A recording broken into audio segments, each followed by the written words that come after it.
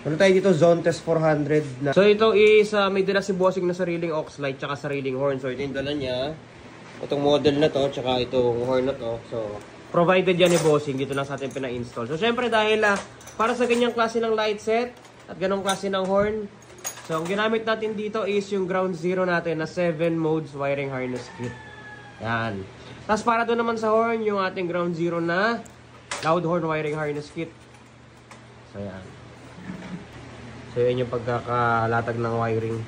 Universal kasi yan. So kahit nasa bandang likod yung battery mo, pwede sa yung mga wiring harness kit natin. Nagkataon lang dito sa zone test, nasa harap kaya.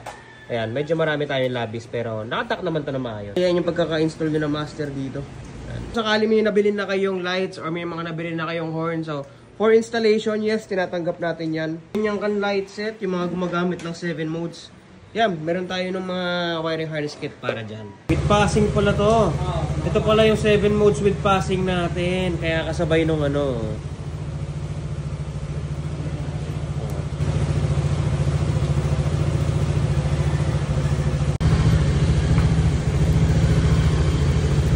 So, yun. Tapos na yung project natin dito sa ano. Zone Test 400.